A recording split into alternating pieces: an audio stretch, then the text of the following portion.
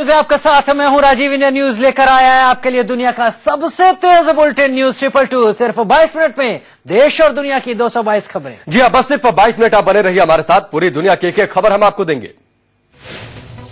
जम्मू कश्मीर के बारामूला में आतंकी हमला, ग्रेनेड हमले में एक पुलिस का जवान शहीद हो गया। हमले में 4 आम लोगों के भी घायल होने की खबर। आतंकियों ने रात 2:30 बजे किया था हमला। आज कांठ में सियासत फिर तेज होगी। बीजेपी के कई विधायक और सांसद आज मुरादाबाद के कांठ इलाके पहुंचेंगे। बीजेपी एसएसपी धर्मवीर सिंह के खिलाफ मुकदमा दर्ज कराना चाहती है। यूपी बीजेपी के अध्यक्ष लक्ष्मीकांत वाजपेयी ने कहा, पार्टी का एक दल आज एसएसपी के खिलाफ मामला दर्ज कराने कांठ थाने जरूर जाएगा। लक्ष्मीकांत वाजपेयी ने कहा कि इस काम के लिए पार्टी किसी से अनुमति नहीं लेगी। पार्टी के मुताबिक एसएसपी ने अपने पद का दुरुपयोग करते हुए बीजेपी नेताओं और कार्यकर्ताओं के खिलाफ ज्यादती की थी। वहीं कांठ मुद्दे को लेकर बीजेपी मुरादाबाद सहित यूपी के कई इलाकों में आज प्रदर्शन करेगी। कांठ मुद्दे पर कांग्रेस आज शांति मार्च निकालेगी। पार्टी ने बीजेपी और एसपी पर मामले को सांप्रदायिक रंग देने का आरोप लगाया है। विश्व हिंदू परिषद का आज कांठ में जलाभिषेक का कार्यक्रम है, जिसको लेकर भी प्रशासन मुस्तैद है। कांठ मुद्दे पर सियासी हलचल तेज होने के बाद प्रशासन ने कांठ में धारा 144 लगा दी है, जो 4 अगस्त तक लागू रहेगी। इस दौरान बिना अनुमति के किसी भी प्रकार के जुलूस, प्रदर्शन, मीटिंग या फिर जनसभा करने पर पाबंदी लगा दी गई है। 26 जून को कांठ में स्थित एक धार्मिक स्थल से प्रशासन ने लाउड स्पीकर हटा दिया था, जिसके विरोध में काफी हंगामा हुआ था। हंगामा कर रहे लोगों पर पुलिस ने लाठीचार्ज किया था। बीजेपी ने जब इसके खिलाफ प्रदर्शन किया तो पुलिस ने पार्टी के कई नेताओं को हिरासत में ले लिया था। यूपी के बिजनौर में बीजेपी की नेता साध्वी को गिरफ्तार कर लिया गया है। जलाभिषेक करने साध्वी कांठ जाने की कोशिश कर रही थी। मुरादाबाद के कांठ में पिछले दिनों हिंसा हुई थी। पुलिस ने एहतियातन साध्वी को गिरफ्तार किया था। सीसेट विवाद को लेकर शुरू हुआ विवाद थमता नहीं दिख रहा है। यूपीएससी उम्मीदवारों ने दिल्ली के मुखर्जी नगर में आमरण अनशन शुरू कर दिया। यूपीएससी उम्मीदवारों ने साफ किया कि जब तक उनकी मांग नहीं मानी जाती तब तक वो अनशन पर ही रहेंगे। यूपीएससी की परीक्षा से सीसेट हटाने की मांग पर सरकार ने 1 हफ्ते में फैसले का भरोसा दिया है। राज्यसभा में पीएमओ मंत्री जितेंद्र सिंह ने कहा कि कमेटी की रिपोर्ट का इंतजार किया जा रहा है। जितेंद्र सिंह ने यह भी कहा कि भाषा के आधार पर यूपीएससी के परीक्षार्थियों के साथ कोई नाइंसाफी नहीं होने दी जाएगी। उधर यूपीएससी की सिविल सेवा परीक्षा में सीसेट का संसद के पास प्रदर्शन करने पहुंच रहे छात्रों की पुलिस ने पिटाई की, फिर हिरासत में लिया। जिस बस में छात्रों को ले जाया जा रहा था उसमें एडिशनल सीपी एसबीएस त्यागी एक छात्र को पीटने लगे। त्यागी के अलावा एक और पुलिस अफसर इस छात्र की पिटाई करने लगा। छात्र बचाओ बचाओ चिल्लाता रहा, लेकिन पुलिस वाले पीटते ही रहे। यूपीएससी परीक्षार्थियों का एक जत्था तमाम बैरिकेडिंग के बावजूद संसद भवन के बेहद करीब पहुंच गया था। संसद के रिसेप्शन गेट के पास छात्र छात्राओं ने जमकर नारेबाजी की। हालांकि वहां मौजूद पुलिस ने इन्हें हिरासत में ले लिया। इससे पहले प्रदर्शन कर रहे छात्रों ने मुखर्जी नगर में जबरन कई दुकानें बंद करवा दी। इस दौरान पुलिस के साथ उनकी झड़प भी हुई। हिरासत में लिए गए यूपीएससी के परीक्षार्थियों से थाने में आरजेडी सांसद पप्पू यादव ने मुलाकात की। पप्पू यादव ने कहा, पुलिस ने छात्रों की पिटाई की। उन्होंने ये भी कहा कि छात्राओं से बुरा बर्ताव किया गया। सीसेट के विरोध में वाराणसी में बीएचयू के छात्रों ने यूपीएससी चेयरमैन का पुतला फूंका। इलाहाबाद में अलग अलग छात्र संगठनों ने कई जगह चक्का जाम कर प्रदर्शन किया। बीती रात एशिया के सबसे बड़े टेक्सटाइल हब कहे जाने वाले सूरत के टेक्सटाइल मार्केट में आग लग गई। आग तीसरी मंजिल से शुरू हुई, जो देखते ही देखते तेज हो गई। जब तक आसपास के लोग कुछ समझ पाते, आग ने विकराल रूप ले लिया था। आग तेजी से ऊपर की ओर फैल रही थी। जिस वक्त आग लगी उस वक्त मार्केट की बिल्डिंग में कोई मौजूद नहीं था। आसपास के लोगों ने जैसे ही तीसरी मंजिल से आग की लपटें उठती देखी, आनंद फानन में फायर फाइटर को बुलाया गया। फायर ब्रिगेड की 24 गाड़ियां मौके पर पहुंची, जिसके कई घंटों बाद आग पर काबू पाया जा सका। लेकिन तब तक करोड़ों का सामान आग में स्वाहा हो चुका था। आग कैसे लगी इसका पता नहीं चल पाया है। दिल्ली के ली मेरिडियन होटल के पास एक क्लब के बाहर बीती रात रोड रेस का मामला सामने आया। क्लब में जन्मदिन की पार्टी मनाकर बाहर निकले कुछ लड़के लड़कियों की बाहर खड़े लड़कों से कहासुनी हो गई, जिसके बाद मामला हाथापाई तक पहुंच गया। झगड़े में लड़कियों के कपड़े तक फट गए। काफी देर तक हंगामा होता रहा। बताया जा रहा है कि पार्टी मनाकर लड़के लड़कियां जैसे ही पार्किंग से बाहर निकले तो उनकी कार के सामने ट्रक आ गया। उन्होंने हॉर्न बजाना शुरू कर दिया। इसका पास में खड़े कुछ युवकों ने विरोध किया और फिर मामला मारपीट तक पहुंच गया। पुलिस मौके पर पहुंची तो लड़के भाग खड़े हुए। पुलिस ने कार सवार लड़के लड़कियों को मेडिकल के लिए भेज दिया। दिल्ली के ज्योतिनगर पुलिस स्टेशन के सामने जमकर हंगामा हुआ। प्रदर्शनकारी एक लड़की की लाश की शिनाख्त न होने से नाराज थे। 24 जुलाई को नरेला में लड़की की सड़ी गली हालत में लाश मिली थी। परिजन लाश पर दावा जता रहे हैं, लेकिन पुलिस डीएनए जांच की बात पर अड़ी हुई है। दिल्ली के मोहन गार्डन इलाके में एक 3 साल की बच्ची की मौत के बाद लोगों ने जमकर हंगामा किया। बताया जा रहा है कि बच्ची को तेज बुखार था। उसे पास के एक डॉक्टर के पास ले जाया गया, लेकिन क्लिनिक में डॉक्टर भी मौजूद नहीं था। डॉक्टर की गैर मौजूदगी में उसकी पत्नी ने बच्ची को इंजेक्शन दे दिया, जिससे बच्ची की मौत हो गई। इसके बाद लोगों ने जमकर हंगामा किया। पुलिस ने डॉक्टर की क्लिनिक सील कर बच्ची के शव को पोस्टमार्टम के लिए भेज दिया। लखनऊ में हैरान करने वाली तस्वीर सामने आई, जहां गुस्साई भीड़ ने पुलिस वालों को बीच सड़क पर लात, घूंसों और डंडों से मारा। पुलिस वालों को भीड़ से बचने के लिए भागना पड़ा, लेकिन भीड़ ने उनका पीछा नहीं छोड़ा और दौड़ा कर पीटा। फैसल अलविदा की जुमा की नमाज अदा करने के बाद मौलाना कल्बे जवाद की अगुवाई में शिया वक्फ बोर्ड के भ्रष्टाचार के विरोध में विरोध प्रदर्शन हो रहा था। उसी दौरान भीड़ के पुलिस वालों के साथ झड़प हो गई। इसके बाद गुस्साई भीड़ ने पुलिस वालों पर हमला बोल दिया। इस बीच खबर यह आई कि इस पूरे हंगामे के दौरान 2 पुलिस वालों की पिस्टलें गायब हो गई। बताया जा रहा है कि झड़प के दौरान ही उपद्रवियों ने पिस्टल छीन ली। पुलिस ने मीडिया के सामने इससे इनकार किया, लेकिन पिस्टल की तलाश में छापेमारी की जा रही है। गुस्साए लोग सिर्फ पुलिस की पिटाई पर नहीं रुके, उन्होंने पीएससी की एक गाड़ी और कई मोटरसाइकिलों को आग के हवाले कर दिया। इससे पहले कैबिनेट मंत्री आजम खान के घर का घेराव करने जा रहे प्रदर्शनकारियों को पुलिस ने दौड़ा कर पीटा था। इस दौरान कई प्रदर्शनकारी घायल भी हो गए। इनमें से एक की इलाज के दौरान अस्पताल में मौत हो गई। शिया धर्मगुरु मौलाना कल्बे जवाद ने आजम खान पर आरोप लगाया कि वो वक्फ बोर्ड को खत्म करने की कोशिश कर रहे हैं। आरोप है कि भ्रष्टाचार के आरोपों से घिरे एक शख्स को वक्फ बोर्ड का चेयरमैन बनाया जा रहा है। महाराष्ट्र के कोल्हापुर में शिव सैनिकों ने कर्नाटक की सरकारी बसों में तोड़फोड़ की। लाठी डंडे और पत्थर लेकर सड़क पर उतरे शिव सैनिकों ने कर्नाटक राज्य मंडल की 5 बसों को नुकसान पहुंचाया। शिव सैनिक कर्नाटक में महाराष्ट्र से जुड़े एक साइन बोर्ड को हटाने की खबर से नाराज थे। खबर फैलने के बाद शिवसेना विधायक राजश्री सागर की अगुवाई में कर्नाटक रोडवेज की बसों को निशाना बनाया गया। आज विजय दिवस है। 26 जुलाई 1999 को भारत ने करगिल युद्ध में जीत हासिल की थी, जिसे विजय दिवस के रूप में मनाया जाता है। जम्मू कश्मीर के करगिल इलाके में भारत ने घुसपैठियों को भगाने के लिए ऑपरेशन विजय चलाया था। विजय दिवस पर जीत का जश्न मनाने के साथ साथ उन शहीदों को भी याद किया जाता है जिन्होंने देश की हिफाजत के लिए अपनी कुर्बानी दी थी। सूत्रों के मुताबिक खबर है कि अटॉर्नी जनरल मुकुल रोहतगी ने राय दी है कि विपक्ष के नेता पद पर कांग्रेस का दावा जायज नहीं। स्पीकर सुमित्रा महाजन ने अटॉर्नी जनरल से इस बाबत राय मांगी थी। नेता विपक्ष का पद पाने के लिए किसी भी दल को कम से कम 55 सीटें होनी जरूरी है, जबकि कांग्रेस के पास केवल 44 सीटें हैं। रोहतगी के बयान पर कांग्रेस नेता राशिद अली ने प्रतिक्रिया देते हुए कहा कि अटॉर्नी जनरल को सरकार पर दबाव नहीं डालना चाहिए। मोदी सरकार वीवीआईपी के लिए एनएसजी सुरक्षा खत्म करने की तैयारी कर रही है। अब एनएसजी कमांडोज को सिर्फ आतंक विरोधी अभियान में लगाया जाएगा। एनएसजी के डायरेक्टर जनरल ने कहा कि वो और वीवीआईपी को सुरक्षा देने की स्थिति में नहीं। भारत नेपाल संयुक्त आयोग की आज अहम बैठक है। बैठक के दौरान भारत की विदेश मंत्री सुषमा स्वराज और नेपाल के विदेश मंत्री महेंद्र पांडे के बीच कई मुद्दों पर बात होगी।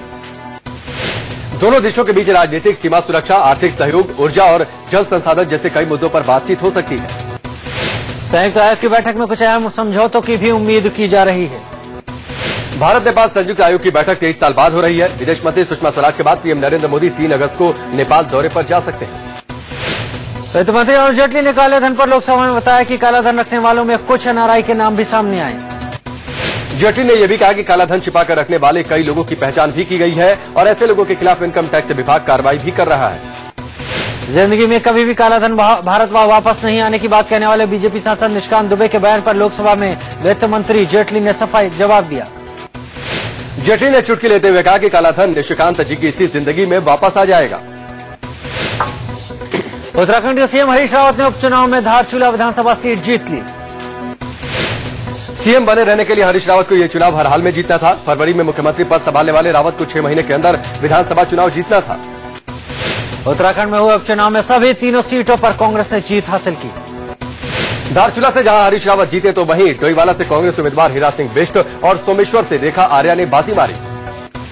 एक सवाल पूछे जाने पर आरजेडी सांसद पप्पू यादव ने इंडिया न्यूज के रिपोर्टर नरेश बिस्वानी के साथ बदसलूकी की। पप्पू यादव से दागी जनप्रतिनिधियों को लेकर सवाल पूछा गया था, जिस पर वो भड़क गए और धक्का मुक्की पर उतर आए। मोदी सरकार ने दागी जनप्रतिनिधियों के केस जल्द निपटाने की बात कही है। इसी मुद्दे पर इंडिया न्यूज के रिपोर्टर ने सांसद पप्पू यादव से प्रतिक्रिया मांगी थी। एमपी में हुए व्यापक घोटाले के मुख्य आरोपियों में से एक सुधीर शर्मा ने भोपाल की जिला अदालत में आत्मसमर्पण कर दिया है। खनन कारोबारी शर्मा पर एसटीएफ ने 5,000 रुपए का इनाम घोषित कर रखा था। सुधीर की अग्रिम जमानत याचिका स्थानीय कोर्ट के बाद हाईकोर्ट और फिर सुप्रीम कोर्ट में खारिज हो चुकी थी। एसटीएफ ने सब इंस्पेक्टर सिपाही भर्ती परीक्षा में सुधीर शर्मा को भारी रकम लेकर भर्ती कराने का आरोपी बनाया है। सुधीर शर्मा मध्य प्रदेश के पूर्व उच्च शिक्षा मंत्री लक्ष्मीकांत शर्मा के करीबी रहे। आरएसएस का कार्यकर्ता रहा सुधीर शर्मा के सरेंडर के बाद माना जा रहा है व्यापम घोटाले से जुड़े दूसरे नेताओं के भी नाम सामने आ सकते हैं। तेलंगाना का ब्रांड एम्बेसडर बनाए जाने को लेकर उठे सवालों से सानिया मिर्जा बेहद दुखी है। एक इंटरव्यू के दौरान सानिया रो पड़ी। सानिया ने कहा उनके लिए बहुत आहत करने वाला है कि उन्हें अपनी भारतीयता साबित करनी पड़ती है। सानिया ने कहा कि उन्हें नहीं पता कि ऐसा क्यों होता है, उनके धर्म की वजह से या फिर इस वजह से कि वो एक औरत है। बैडमिंटन खिलाड़ी साइना नेहवाल ने आंध्र प्रदेश सरकार पर सवाल खड़े करते हुए वादा खिलाफी के आरोप लगाए। साइना ने ट्विटर पर लिखा कि मैं बहुत आहत और उदास हूं। ओलंपिक में कांस्य पदक जीतने के बावजूद अभी तक मुझे आंध्र सरकार की तरफ से नकद इनाम नहीं मिला। 2012 लंदन ओलंपिक में ब्रॉन्ज मेडल जीतने के बाद आंध्र प्रदेश के तत्कालीन सीएम ने साइना को 50 लाख रुपए के इनाम का ऐलान किया था। यूपी के सीतापुर में एक वायुसेना का हेलीकॉप्टर हादसाग्रस्त हो गया। हेलीकॉप्टर के पायलट समेत 7 लोगों की मौके पर ही मौत हो गई। हेलीकॉप्टर बरेली से इलाहाबाद जा रहा था, तभी बिजली की तार से टकराने से यह हादसा हुआ। वैष्णो देवी जाने वाले यात्रियों के लिए अहम खबर। खराब मौसम के चलते वैष्णो देवी हेलीकॉप्टर सेवा स्थगित कर दी गई है। जम्मू कश्मीर के रियासी जिले में खराब मौसम के कारण कटरा से वैष्णो देवी के बीच हेलीकॉप्टर सेवा लगातार चौथे दिन स्थगित रही। गुरुवार को पूरी रात बारिश से भूस्खलन के कारण भैरव घाटी से साजी छत मार्ग को बंद कर दिया गया। आधिकारिक सूत्रों के अनुसार मौसम ठीक होने पर सेवा बहाल हो सकेगी। यूपी के बुलंदशहर में 11 साल की बच्ची से रेप के बाद मर्डर का मामला सामने आया है। दरिंदों ने बच्ची की दाहिनी आंख फोड़ दी, साथ ही उसके शरीर पर कई चोटों के निशान मिले। पुलिस ने मामला दर्ज कर लिया है, आरोपियों की तलाश में जुट गई है। यूपी के गोंडा में एक नाबालिग लड़की से रेप का मामला सामने आया। आरोपी ने लड़की को अगवा करके रेप किया। आरोपी के खिलाफ मामला दर्ज हो चुका है। यूपी के हमीरपुर में एक महिला की तस्करी का मामला सामने आया है। मामले को लेकर पुलिस पर लापरवाही के आरोप लग रहे हैं। हालांकि मामले पर पुलिस जांच की बात कह रही है। हिमाचल प्रदेश के कई इलाकों में 27 से लेकर 29 जुलाई तक भारी बारिश की आशंका जताई गई है। भारी बारिश को देखते हुए निचले और पहाड़ी इलाकों में रहने वालों को अलर्ट किया गया है। शिमला में इस बार सामान्य से ज्यादा बारिश हुई। असम के बरपेटा में ब्रह्मपुत्र नदी में आई बाढ़ ने जमकर तबाही मचाई है। तटीय इलाकों में नदी का बहाव इतना तेज है कि लोगों के खेत और जमीनें कट कर नदी में समा रहे हैं। सोनितपुर में ब्रह्मपुत्र नदी का कहर जारी है। 40 से ज्यादा गांव बाढ़ के पानी में डूब गए।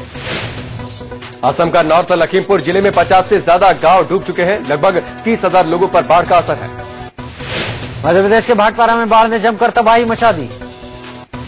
बाढ़ की वजह से भाटपारा में लोगों के सामने खाने पीने का संकट खड़ा हो चुका है। सड़कें डूबी होने की वजह से आवाजाही की समस्या भी खड़ी हो गई है। यूपी के बाराबंकी में घाघरा नदी खतरे के निशान को पार कर गई। कई गांव बाढ़ की चपेट में। रामनगर, सिरौली, गौसपुर और रामसेनी हाट तक के 2 दर्जन से ज्यादा गांवों में बाढ़ का पानी घुस चुका है। बाढ़ की वजह से लोगों के खेत और घर कट कर नदी में समा रहे हैं।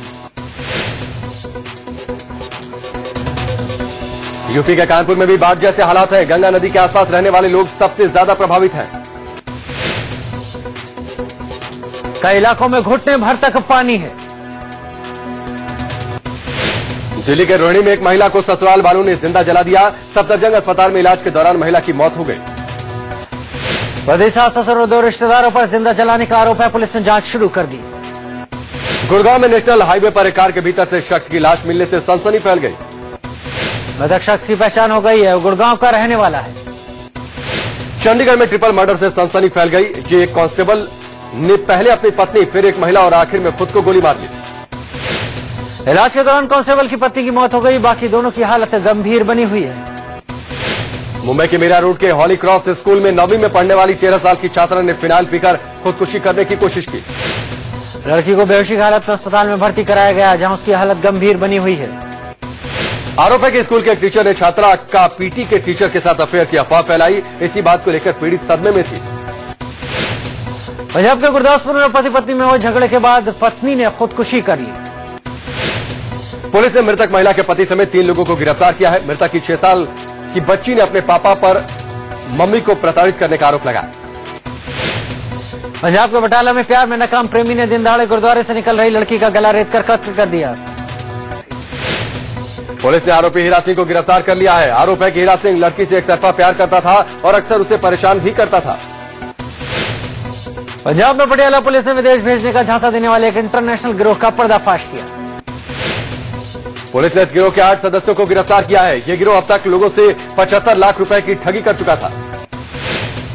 पुलिस के मुताबिक ये लोग देश के अलग अलग राज्यों में भोले भाले लोगों को Canada, America, England, Australia, New Zealand भेजने के नाम पर मोटी रकम ऐंठते थे। पुलिस को इनके पास से 2 लाख रुपए नगद, 12 पासपोर्ट, 2 लैपटॉप, एक प्रिंटर के अलावा 16 जाली रबड़ की मोहरें बरामद की हैं। राजस्थान के गंगानगर इलाके में महज 7 सेकंड के अंदर लूट की वारदात को अंजाम दिया गया। वारदात के वक्त दुकान के मालिक के हाथ में कैश था, तभी पीछे से बदमाश आया और पैसे झपटकर तेजी से भाग गया। दुकान के मालिक ने उसका पीछा भी किया, लेकिन लुटेरा अपने साथी की मोटरसाइकिल पर फरार हो गया। यूपी के बस्ती में एक लड़की ने पुलिस से खुद को बचाने की अपील की है। लड़की के मुताबिक उसे अपने ही पिता से जान का खतरा है।